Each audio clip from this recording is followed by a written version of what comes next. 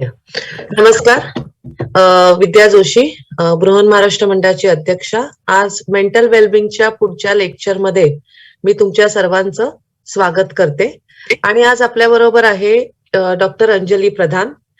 Doctor Anjali प्रधान बद्दल थोडीशी माहिती म्हणजे गेले 24 वर्ष 1997 पासून पार्ल्यात होमिओपॅथिक प्रॅक्टिस त्या करत आहेत. त्यांनी आतापर्यंत लघु म्हणजे अॅक्यूट आणि क्रॉनिक आणि दीर्घ असे बरेच आजार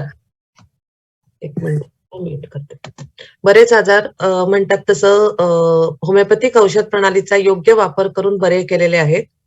वैद्यकीय व्यवसायाच्या पहिल्या दिवसापासून रुग्णांचा आधार जागतिक आरोग्य संघटनेच्या व्याख्येनुसार बरे करण्याचा त्यांचा निश्चय. म्हणजे आपण जसं मेडिकलमध्ये आल्यानंतर आपलं ठरवतो की आपल्याला काय असतं, आपल्याला विजन काय आहे, तसा तो त्यांनी निश्चय केलेला आहे. त्यांच्याकडे आलेल्या पेशंटला ते नेहमीच दिल्या जाणाऱ्या सल्ल्याला साधक योग आसनांची पण माहिती देता यावी या कल्पनेने प्रेरित होऊन डॉक्टर अंजली प्रधानांनी एका वर्षाचा योगाचा शिक्षक कोर्स सांताक्रूजच्या योगा इन्स्टिट्यूट मधून 2010 साली पूर्ण केला.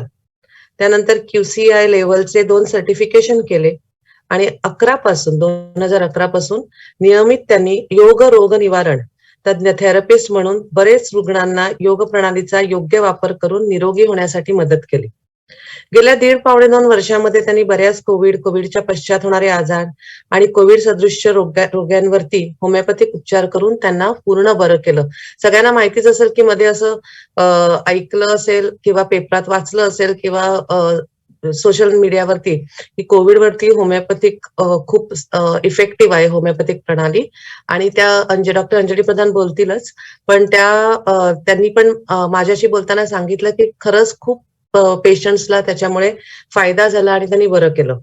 तसेच त्यांच्याकडे येणाऱ्या रुग्णांना त्यांनी कोविड पश्चात योगा तसेच प्राणायाम सांगून श्वसन शक्ती कशी वाढवता येईल याबद्दल वेळोवेळी मार्गदर्शन केलं. दवाखान्यात रोज ताणतणावावरती दिल्या झालेल्या सल्ल्या व्यतिरिक्त 2011 साली डॉक्टर अंजली प्रधानांनी संपूर्ण एका दिवसाच्या कार्यशाळेचा आराखडा तयार केला. तेव्हापासून आतापर्यंत Bharat force Pune, ceps, DHL Vile Parle अशा बऱ्याच प्रख्यात संस्थांच्या एम्प्लॉईज करता सदर एक पूर्ण दिवसाच्या कार्यशाळा त्यांनी सादर केल्या. कंपन्यांच्या व्यतिरिक्त इतरांना या कार्यशाळेचा लाभ घेता यावा म्हणून या ज्या कार्यशाळा आहेत त्या त्यांनी ओपन केल्या आणि त्या पूर्ण भारतभर त्या कार्यशाळा चालू होत्या. यांचा अंजलीचा होमिओपॅथिक दवाखाना जरी पार्ल्यात असला तरी संगणक क्षेत्रात काही वर्षात झालेल्या क्रांतीमुळे 2001 पासून चालू केलेल्या त्यांच्या वेबसाईट वरती आणि 2019 त्यांनी ई-कॉमर्स वेबसाईटच्या माध्यमातून त्याची माहिती त्या देतीलच. जास्त त्यांनी उपचार घेणारे रुग्ण त्यांचे जगभर पसरलेले आहेत. अशा रुग्णांना डॉक्टर प्रधानांच्या औषधोपचारांचा तसेच योग प्रचाराचा लाभ व्हिडिओ कॉलवरून आजाराची माहिती देऊन, स्पीड पोस्ट आणि कुरिअरने औषध देऊन आणि योगासनांची माहिती त्या व्हिडिओ कॉलवरून देऊ शकतात. डॉक्टर अंजली यांनी चिन्मया मिशनचे वेदांत फाउंडेशन व वेदांत ऍडव्हान्स ही दोन्ही सर्टिफिकेट्स पूर्ण केलेली आहेत. आणि हे दोन्ही कोर्स पूर्ण केल्यावर तिच्या लक्षात असं आलं की होमिओपॅथिक प्रणाली आणि वेदांतातील तत्वे ही सारखीच आहेत. त्यामुळे ती आणि त्यांचे पती डॉक्टर आशुतोष प्रधान यांनी WEIM या नवीन संकल्पनेचे आचरण त्यांच्या होमिओपॅथिक रुग्णसेवेतून चालू केले आहे. त्यामुळे होमिओपॅथिकची परिमाणकर्ता कित्येक पटीने वाढली. ही सगळी माहिती तर आहेच डॉक्टर अंजली प्रधान बद्दल, पण अजून एक महत्वाची माहिती सांगते की ती माझी शाळेतली मैत्रीण आहे आणि वृषाली म्हणून आम्ही तिला ओळखतो आणि खूप एक चांगली व्यक्ती आहे. आणि मी हे का सांगते की मी स्वतः एक होमिओपॅथिक डॉक्टर आहे पूर्वी, आता मी इथे प्रॅक्टिस करत नाही, पण जेव्हा आपण व्यक्ती म्हणून चांगलं असतो तर तेव्हा आपण लोकांना पण त्याचा फायदा करून जास्त मनापासून करून देऊ शकतो आणि लोकांमध्ये ते हिलिंग होतं. So, Dr. Anjali, really I welcome you on BMM platform and it's our honor and pleasure to host you on this show. Thank you so much आणि thank you so much की रात्री मला जाणवलं नाही की आपल्यामध्ये आता अर्ध्या तासाचाच फरक आहे. जेव्हा आपलं बोलणं झालं तेव्हा 1.5 तासाचा फरक होता. तर एवढ्या रात्री थांबून तू आता आमच्यासाठी लेक्चर घेते. सो वेलकम आणि thanks to you. Over to you. Thank you Vidya. खरंच थँक्यू. शाळेतली मैत्रीण परत होमिओपॅथिक कॉलेजमधली मैत्रीण, आपण एकाच ठिकाणी होतो. थँक्यू विद्या आणि त्याबरोबर BMMचे अदर कमिटी मेंबर्स पण. मला एक ऑपॉर्च्युनिटी दिल्याबद्दल खरंच मनापासून धन्यवाद. आजचा आपला टॉपिक जसं विद्या म्हणाली की होमिओपॅथी, वेदांत आणि आरोग्य. आपण थोडंसं होमिओपॅथीबद्दल बघूया. तसं आपल्याला होमिओपॅथी काही नवीन नाही आहे, आपण सगळ्यांनाच होमिओपॅथीबद्दल माहिती आहे. होमिओपॅथी हे एक होलिस्टिक सायन्स आहे आणि होलिस्टिक म्हणताना आपण म्हणजे मन आणि शरीर ह्या दोन्हीचा विचार करून पेशंटसाठी आम्ही होमिओपॅथिक औषध शोधत असतो. आणि हे शोधत असताना म्हणजे तुम्हाला माहीतच असेल की तुमच्यापैकी बऱ्याच जणांनी होमिओपॅथिक ट्रीटमेंट घेतली असेल आणि बरेच जण होमिओपॅथिक जरी स्वतः जरी घेतली नसेल तरी फॅमिली मेंबर्स म्हणा किंवा मित्रमैत्रिणींमध्ये म्हणा किंवा आजूबाजूंच्यामध्ये तुम्हाला माहीत असेल की ते सांगितलं असतील की पहिल्यांदा जेव्हा आपण होमिओपॅथिक डॉक्टरकडे जातो तेव्हा ते एक मोठीच्या मोठी केस घेतात किंवा एक मोठी हिस्ट्री विचारतात. आता आमच्याकडे पण जेव्हा पेशंट येतात ना तेव्हा आम्ही पहिली अपॉइंटमेंटसाठी त्यांना विचारतो, तेव्हा सांगतो की साधारणतः आम्हाला 1 तास जाईल हिस्ट्रीसाठी आणि त्या अनुषंगानेच आम्ही त्या पेशंटला वेळ देतो. आता ह्या हिस्ट्री टेकिंगमध्ये एवढं काय आहे की आम्हाला 1 तास अंदाजे एवढा वेळ लागतो. आता ह्या हिस्ट्री टेकिंगमध्ये जसं मॉडर्न मेडिसिनचं हिस्ट्री टेकिंग आहे त्याचप्रमाणे आम्ही पण प्रिलिमिनरी डिटेल्स ज्याच्यामध्ये age, name, sex, height, weight, address ह्या सगळ्याच गोष्टी येतात. काय कंप्लेंट्स आहेत आत्ताच्या, काय आहेत ज्या रिकरिंग कंप्लेंट्स बऱ्याच जणांना असतात त्या कंप्लेंट्स काय आहेत, पास्ट हिस्ट्री आत्तापर्यंतच्या आयुष्यामध्ये काय काय इलनेसमुळे तुम्ही सफर झाल्यात किंवा तुम्हाला काय काय होऊन गेलेत आजार. फॅमिली हिस्ट्रीमध्ये म्हणजे जवळचे जे ब्लड रिलेटिव्ज आहेत, आई, वडील, आजी, आजोबा दोन्हीकडचे, काका, आत्या, मामा, मावशी ह्यांना काही फॅमिलीमध्ये जे काही डायबिटीज, ब्लड प्रेशर, थायरॉईड डिस्फंक्शन्स असे काही आजार आहेत का ह्याचीबद्दल हिस्ट्री घेतली जाते. त्यानंतर येते ती आमच्यामध्ये पर्सनल हिस्ट्री की जी होमिओपॅथिक स्पेसिफिक पण असते. यामध्ये आम्ही खाण्याच्या आणि आपल्या काय आवडीनिवडी आहेत ह्या विचारल्या जातात. तुम्ही पाणी किती पितात, कारण बरेच जण, काही जणांना एकाच घरात राहतो, एक मुलगा पाणी खूप पितो आणि एक पित नाही, म्हणजे हे प्रत्येक व्यक्तीप्रमाणे बदलत जातं. त्यामुळे जेव्हा पर्सनल हिस्ट्री आम्ही घेतो तेव्हा तुमच्या खाण्यापिण्याच्या आवडीनिवडी, तुम्ही पाणी दिवसभरामध्ये किती पिता, तुमची झोप कशी आहे, तुम्हाला स्वप्न काय पडतात, तुम्हाला कोणता सीझन कम्फर्टेबल आहे, ह्या सगळ्या पर्सनल हिस्ट्री आम्ही घेत असतो. या व्यतिरिक्त प्रत्येक पेशंटच्या किंवा प्रत्येक व्यक्तीचे इमोशनल स्टेट आणि लाईफ सिच्युएशन काय ह्यांचा आम्ही डिटेलमध्ये स्टडी करतो. कारण मन हे आपला एक अवयव आहे असं धरून आम्ही माहिती घेत असतो. आता ही माहिती घेतल्यानंतर आपण WHOची डेफिनेशन ऑफ हेल्थ बघूया. Health is a state of complete physical, mental and social wellbeing and not merely the absence of disease or infirmity. म्हणजेच काय, फक्त फिजिकल डिसीज नसून ते तुम्हाला जर का स्वास्थ्य अनुभवायचं असेल तर physical, mental and social wellbeing ह्या सगळ्याची गरज आहे. आता होमिओपॅथी हे WHOची डेफिनेशन कशी काय बॅलन्स करते ते बघूया. जसं मी मगाशीच म्हटलं की होमिओपॅथीमध्ये माइंड आणि बॉडी हे दोघं कन्सिडर करून औषध शोधलं जातं आणि ह्या बेसिसवर जे होमिओपॅथिक औषध मिळतं त्यालाच आम्ही कॉन्स्टिट्युशनल मेडिसिन किंवा इंडिव्हिज्युअल स्पेसिफिक मेडिसिन असं म्हटलं जातं. ते मेडिसिन त्या व्यक्तीकरता असतं, ते कॉमनली वापरलं जाणार नाही, ते त्या व्यक्तीचा शरीर आणि मन हे दोन्ही लक्षात घेऊन त्या व्यक्तीकरता काढलेलं मेडिसिन असतं. आता हे काढत असताना जसं मी म्हटलं की लाईफ सिच्युएशन आणि त्याचा इमोशनल स्टेटस काय आहे हे आम्ही शोधत असतो. आता हा होमिओपॅथिक अप्रोच करताना ह्या जो डेटा मिळालेला आहे, ही जी माहिती मिळाली, ही माहिती आम्ही एका विशिष्ट पद्धतीने नोट डाऊन करतो, क्लासिफाय करतो आणि ॲनालाइज करतो. आता हे करत असताना मनाच्या 4 कॉम्पोनंट्समध्ये त्याचं डिव्हिजन केलं जातं. विल, इमोशन, इंटलेक्ट आणि मेमरी. यामध्ये विलला सगळ्यात महत्त्व जास्ती दिलं जातं. त्या खालोखाल येतं इमोशन्स, नंतर इंटलेक्ट आणि मग मेमरी. आता हे आपण एका पिक्चरमध्ये किंवा एका पिक्टोरियल व्ह्यूमध्ये बघूया की माइंडचे काय काय कॉम्पोनंट्स आहेत. सगळ्यात पहिल्यांदा येतो ते आपली विल म्हणजेच आपली इच्छाशक्ती. एखाद्या व्यक्ती किंवा एखाद्या वस्तूबद्दल असणारं आपलं प्रेम किंवा अशी आपली जी अटॅचमेंट आहे त्याच्यामुळे डिझायर्स तयार होतात. किंवा जर का आपल्याला एखादी व्यक्ती किंवा वस्तू आवडत नसेल त्याच्याबद्दल हेट्रेट तयार होतो आणि त्याला आपण ॲव्हर्जन्स असं म्हणतात.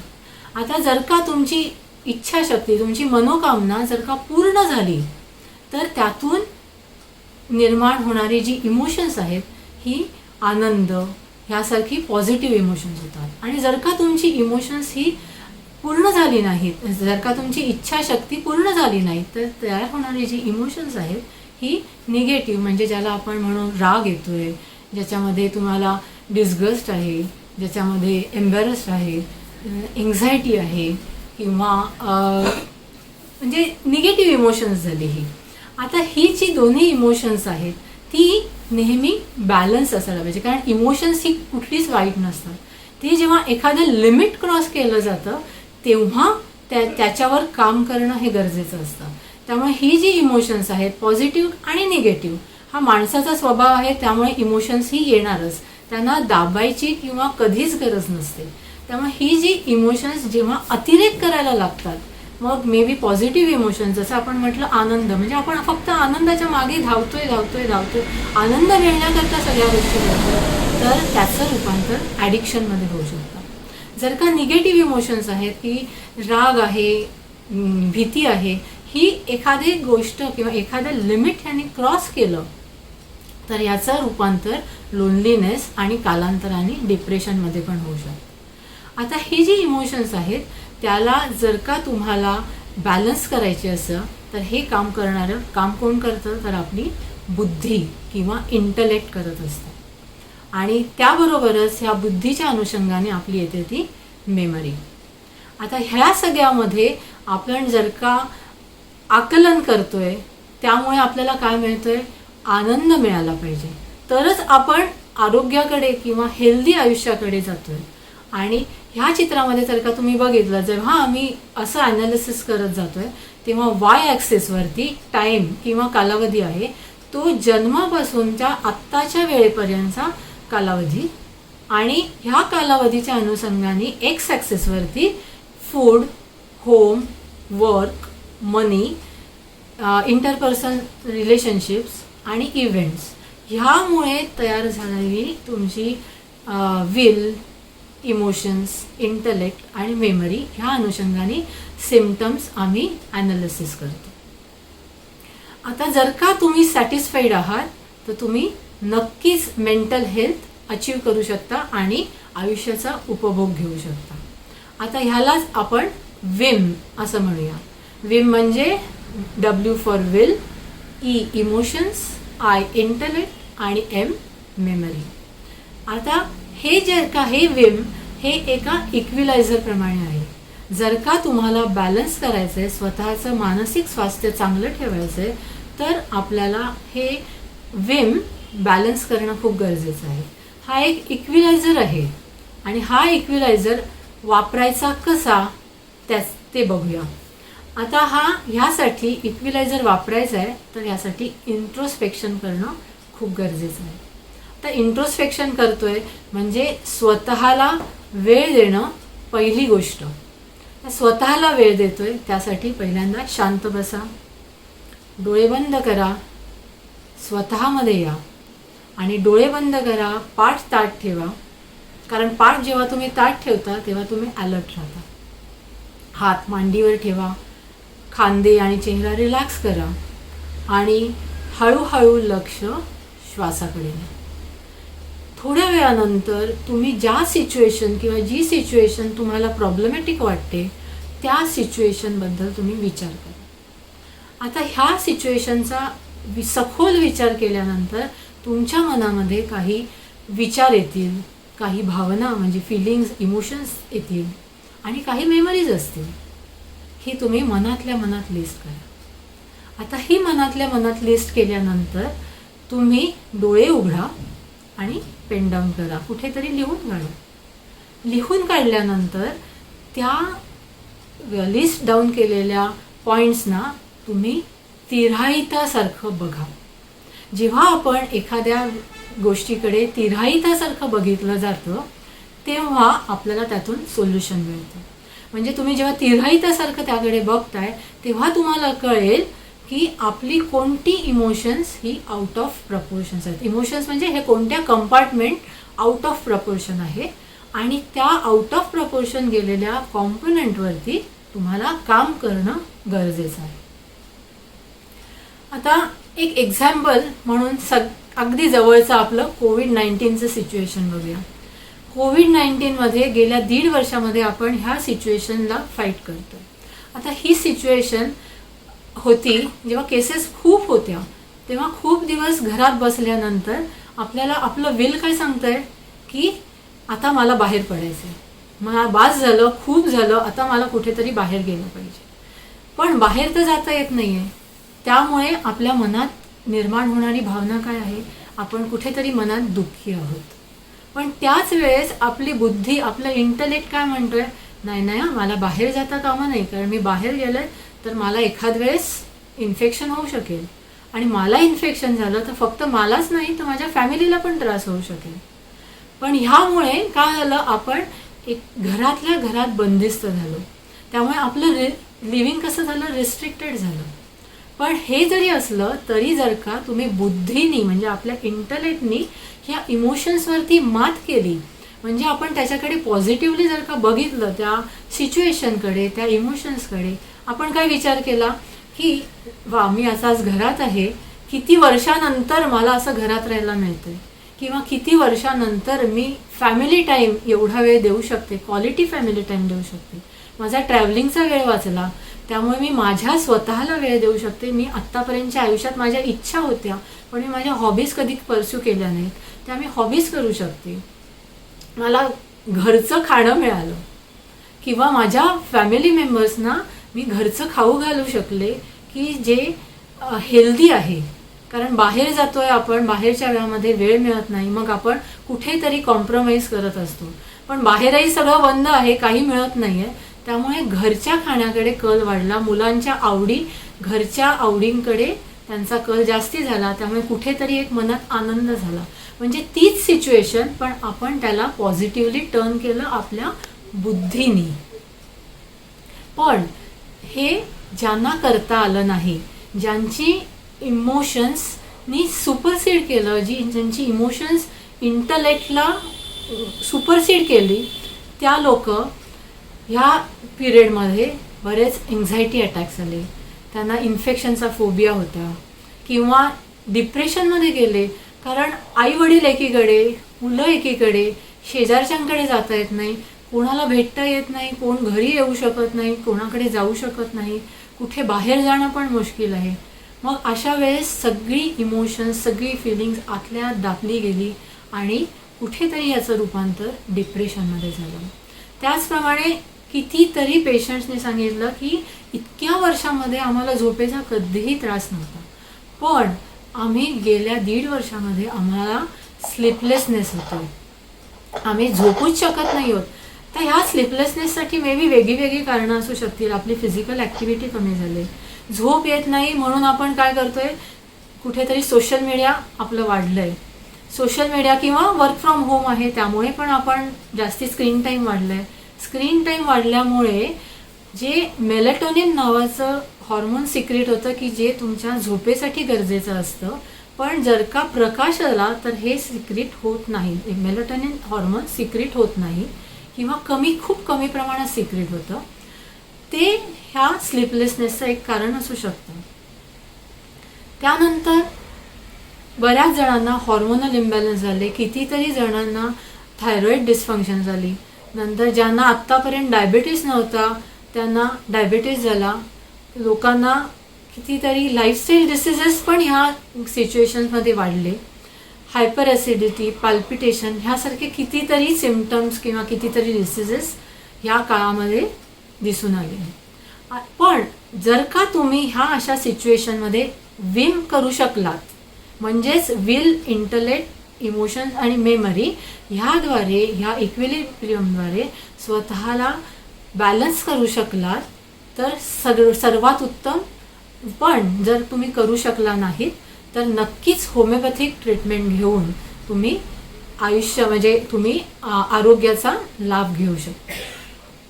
आता आपण जरा एक रिक्वेस्ट होती, ज्यांना शक्य आहे ते व्हिडिओ ऑन करू शकले तर बघा. आपण थोडंसं विमचा एक अनुभव घेऊया. ज्यांना शक्य आहे त्यांनी प्लीज व्हिडिओ ऑन करा, म्हणजे मला दिसेल.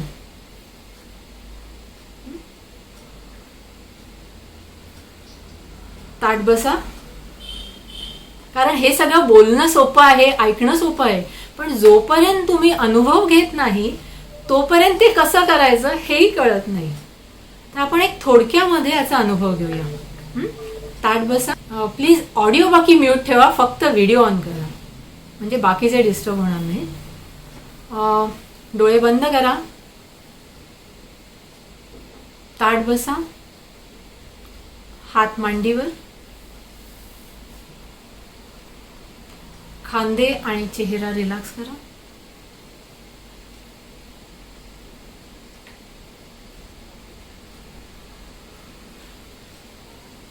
हळूहळू मनातले सगळे विचार सोडून द्या आणि लक्ष श्वासावर आणा.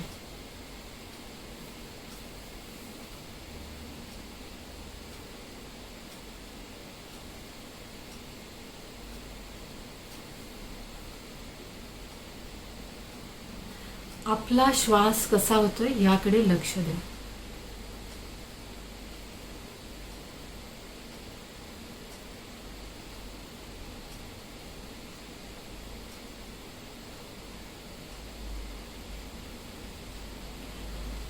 आता ज्या सिच्युएशनचा तुम्हाला त्रास होतोय ती सिच्युएशन डोळ्यासमोर आणा.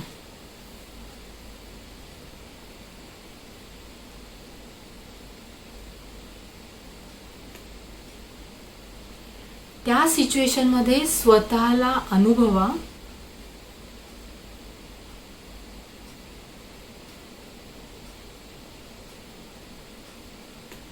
आणि त्यातून निर्माण होणारे तुमचे विचार,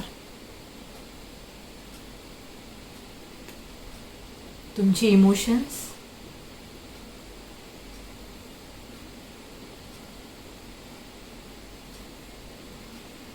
आणि मेमरीज ह्या मनामध्ये लिस्ट डाऊन करा.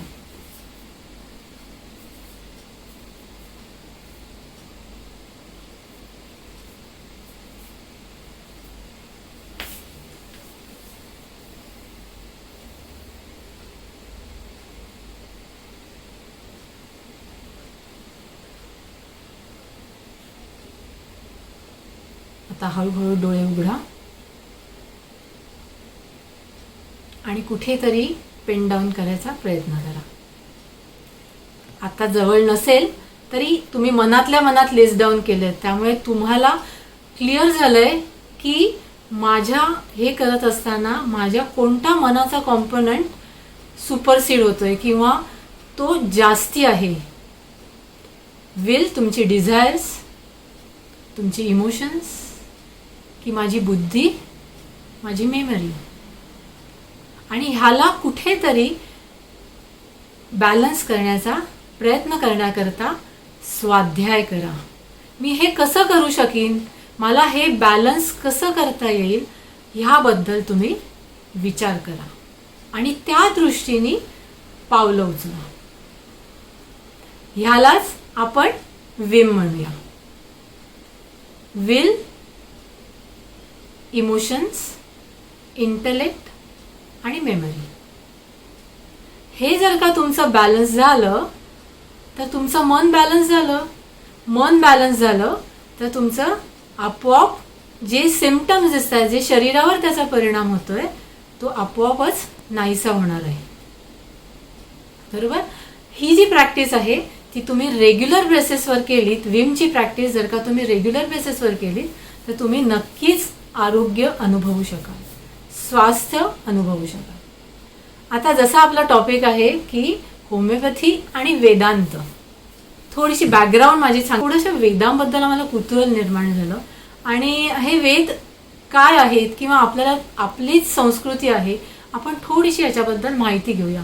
म्हणून आम्ही मुंबई पुण्यातले बरेचसे बुक स्टॉल्स पालथे घातले आणि त्यावेळेस आम्हाला चिन्मय मिशनचे हे वेदांत फाउंडेशन आणि वेदांत ॲडव्हान्स हे 2 कोर्सेस कळले आणि ह्या 2 कोर्सेससाठी आम्ही एनरोल केलं आणि हा एनरोल केल्यानंतर आम्ही ते पूर्ण पण केले आणि पूर्ण करत असताना आम्ही त्याचा अभ्यास करत होतो आणि हे अभ्यास करत असताना आशुतोषच्या असं लक्षात आलं की अरे आपण ज्याला विम म्हणतोय ते विम आणि वेदांताचं मन, वेदांताचं माइंड ह्यांचं बरंचसं कनेक्शन आहे. आणि हे कनेक्शन कसं काय आहे, तर ज्याला आपण विल म्हणतोय त्याला वेदांतामध्ये अहंकार म्हणतात, इमोशन्स त्याला मन, इंटलेक्ट म्हणजे बुद्धी आणि मेमरीला चित्त म्हटलं. म्हणजे हे जे विम आहे तेच वेदांतामध्ये अहंकार, मन, बुद्धी आणि चित्त ह्या प्रकारामध्ये सांगितलं गेलंय. आता वेदांताप्रमाणे आपले 5 स्पेशल सेन्सेस, ज्याला 5 ज्ञानेंद्रिय म्हटलं जातं, ह्या ज्ञानेंद्रियामार्फत आपण इन्फॉर्मेशन घेतो. हे जे स्टिम्युला येतात ते आपले चित्त, बुद्धी, मन, अहंकार ह्याद्वारे प्रोसेस केलं जातं आणि प्रोसेस केल्यानंतर त्याच्यात विचार तयार होतात आणि त्या विचारातनं कर्म होतं आणि हे कर्म ह्या कर्मेंद्रियामार्फत केलं जातं. आता ह्या कर्मेंद्रियामार्फत जे कर्म केलं जातं तेच त्याला आपण हा पुढच्या चार्टमध्ये बघूया की आपण जेव्हा जन्म घेतोय तेव्हा हा जन्म आपण कर्मसंचय घेऊनच आपण जन्माला येतो. ह्या कर्मसंचयामुळेच काय होतंय, डिझायर्स तयार होत आहेत. ह्या डिझायर्समुळे थॉट्स येतात, थॉट्समुळे ॲक्शन किंवा कर्म होत आहे, कर्मामुळे कर्मफल होत आहे, त्याचे रिझल्ट्स मिळत आहेत. ह्या कर्मफलामुळे परत कर्मसंचय होतो आहे. म्हणजे कर्मसंचय, डिझायर्स, थॉट्स, ॲक्शन्स, कर्मफलं आणि परत कर्मसंचय. आपण ह्या सायकलमध्ये, या विशेष सायकलमध्ये अडकून राहतोय. आणि जर का तुम्हाला या विशेष सायकलमध्ये अडकायचं नसेल, म्हणजे जन्ममृत्यूच्या सायकलमध्ये अडकायचं नसेल, तर मोक्ष गरजेचा आहे. आणि मोक्ष कसा मिळेल, तर आपण जे काही आपलं कर्म करतोय ते कसं असलं पाहिजे, निष्काम कर्म असलं पाहिजे. आणि हे निष्काम कर्म करत असताना आपल्याला मोक्षाकडे वाटचाल करत असताना आपलं हेल्थ, आपण आपलं आरोग्य अनुभवतो. पण हे अनुभवत असताना हा सेकंडरी इफेक्ट आपल्याला काहीही न करता मिळालेला असतो. म्हणजे आपलं शारीरिक, मानसिक आणि सामाजिक संतुलन आपोआप बनत असतं. म्हणजे तुम्ही जर का निष्काम कर्म केलं तर health as a secondary effect तुम्हाला आपोआप मिळतंय. म्हणूनच आपले ऋषीमुनी आणि जे योगी होऊन गेले त्यांनी काय केलं, त्यांनी साधना केली आणि ह्या साधनेमधनं त्यांच्या मनावरती ताबा होता. मनावरती ताबा आल्यामुळे ते काय झाले, दीर्घायुष्य झाले आणि त्यांच्याकडे क्वालिटी आणि क्वांटिटी ऑफ लाईफ असं दोन्ही मिळत गेलं. पण आपल्या मनावर आहे का ताबा? आपण समजा एखादी आपली खूप आवडती गोष्ट, खायची गोष्ट बघितली किंवा एखादा जंक फूड, पिझ्झा, पास्ता ह्यासारख्या बर्गर अशा गोष्टी समजा काही बघितलं तर आपल्याला थोडी का होईना खायची इच्छा होतेच. पण आपल्याला माहिती आहे की ह्या गोष्टी आपल्या शरीराकरता चांगल्या नाही आहेत, पण तरी पण आपण त्या खातो. म्हणजे आपल्या मनावरती ताबा आहे? अजिबात नाही आहे. आपल्याला माहिती आहे ह्या गोष्टी आपल्याला त्रास देतात, आपल्याला काहीतरी पुढे जाऊन आपल्याला त्रास देणार आहेत, काहीतरी डिसीजेसना संभावना होऊ शकते, तरी पण आपण ह्या गोष्टींकडे आपल्या मनाचा ताबा सोडून त्याचा पूर्ण आनंद घेतो. पण हा आनंद केवळ आणि केवळ त्या क्षणापुरता असतो. आता आपण हाच जर का मनावरचा ताबा आपल्याला आणायचा असेल तर आपण ह्या वेदांतिक कन्सेप्टप्रमाणेच विमचा आपण उपयोग आणूया. आणि हे विम जे आहे, जे आपण आत्ता काही वेळापूर्वी अनुभवलं ते आपण वे ऑफ लाईफ किंवा वे ऑफ लिव्हिंग असं धरून आपल्या रोजच्या आयुष्यामध्ये आणूया. मग ह्यासाठी आपल्याला काय करायला लागेल, तर रोज रात्री सगळं आपलं दिनचर्या आटपली, आपलं रोजचं सगळं आटपल्यानंतर शेवटची 5 मिनिटं आपण आपल्या स्वतःला देऊ शकतो. त्यावेळेस तुम्ही शांत बसा, विम बघा, आजच्या दिवसामध्ये झालेल्या तुमच्या घडामोडींचा आढावा घ्या. जी सिच्युएशन आपल्या आजच्या दिवसामध्ये खूप त्रासदायक होती त्याबद्दल तुम्ही तुमचं ॲनालिसिस करा, विल, इमोशन, इंटलेक्ट आणि माइंडप्रमाणे. आणि जे काही त्रासदायक आहे, ज्याचा आउट ऑफ कंट्रोल आहे, जे काही इम्बॅलन्स आहे, तो तुम्ही बॅलन्सला आणायचा प्रयत्न करा. हे बोलणं सोपं आहे माहिती आहे मला, पण ऐकणंही सोपं आहे, पण ते अनुभवात आणणं किंवा आपल्या रोजच्या लाईफमध्ये आणणं हे खरंच कठीण आहे. त्यासाठी सातत्य आणि साधनेची गरज असते. पण ज्यांना हे जमू शकत नाही त्यांना होमिओपॅथिक ट्रीटमेंट देऊनही असाच अनुभव येऊ शकतो. आता होमिओपॅथिक, जसं मी मगाशीच म्हटलं की हे होलिस्टिक सायन्स आहे, त्यामुळे हे इंडिव्हिज्युअल स्पेसिफिक मेडिसिन आम्ही शोधतो. आता होमिओपॅथिक औषध दिल्यानंतर पेशंटमध्ये आम्ही काय काय बघतो किंवा पेशंट काय काय अनुभवतात, तर सगळ्यात पहिल्यांदा आणि महत्त्वाचं म्हणजे सेन्स ऑफ वेलबिंग होतं. पेशंट म्हणतात की औषध घेतल्यानंतर ना आम्हाला एकदम छान वाटतंय, एकदम मरगळ जी होती ती निघून गेली, एकदम ॲक्टिव्ह आणि फ्रेश वाटतंय, आणि झोप जी आहे झोपेचं एकदम समाधान मिळालं. आत्तापर्यंत अशी झोप किती दिवसांनी मला आली, एवढी झोप छान लागली. ॲपिटाईट जी आहे ती एकदम नॉर्मलला येते, छान खाण्याची इच्छा होते आणि कंट्रोलमध्येही खाल्लं जातं, कारण आपली विवेकबुद्धी त्यावेळेस काम करत असते. मन शांत असतं, पीसफुल आहे, आणि जे काही चाललं आहे त्यावर आपलं इंटलेक्ट सुपरसीड करतोय.